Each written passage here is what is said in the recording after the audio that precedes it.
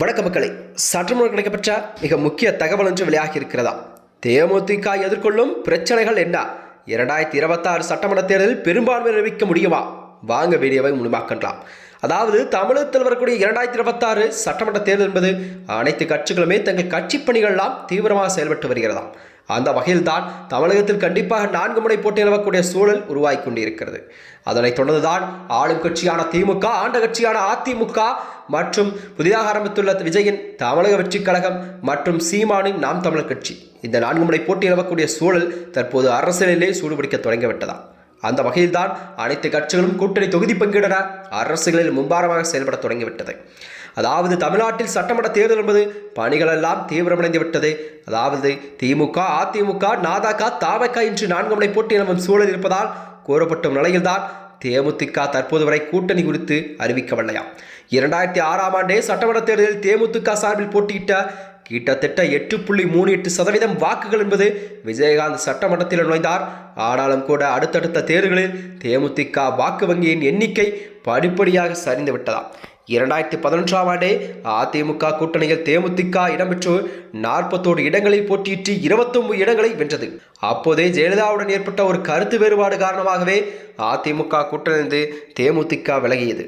2016ஆம் ஆண்டு தேர்தலில் விஜயகாந்த் முதல்வர் வேட்பாளராக அறிவிக்கப்பட்டு 104 தொகுதிகளில் தேமுதிக போட்டியிட்டது. ஆனால் ஒரு இடத்தில் கூட வெற்றி வாய்ப்பை அவர்களுக்கு கிடைக்கவில்லையாம். இதன் காரணமாகத்தான் 2011ஆம் ஆண்டே தேர்தலில் அதிமுக கூட்டணியை வைத்து 60 தொகுதிகள் தேமுதிக களம் கண்டது. அப்போது ஒரு தொகுதி கூட வெற்றி எடுக்கவில்லையாம். 2023ஆம் ஆண்டு விஜயகாந்த் மறைந்த பிறகு 2024 நடைபெற்ற இந்த மக்களவைத் தேர்தலில் அதிமுக கூட்டணி வைத்தது போது தேமுதிக சார்பில் விஜயகாந்த் மகன் விஜயபிரபாகரன் விருதுநகரில் களம் கண்டார். சொற்ப அளவில் கூட அவர் வெற்றி வாய்ப்பை பறிக்கப்பட்டது. அதேபோல் தேமுதிக போட்டியிட்ட இடங்களில் தோல்வி மட்டுமே தமிழகத்தில் தழுவியது.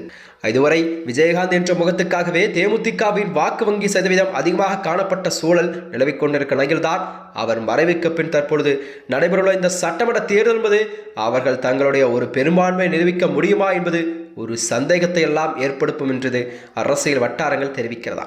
அதாவது அதற்கு உதாரணமாகவே கோயம்பேடு தேமுதிக அலுவலகத்தில் கடந்த 2 நாட்களாக முன்பு விருப்ப மனுக்கள் அளிக்கப்பட்ட இடம் வெறிச்சோடி காணப்பட்ட சூழல் காணக்கூடியதாம்.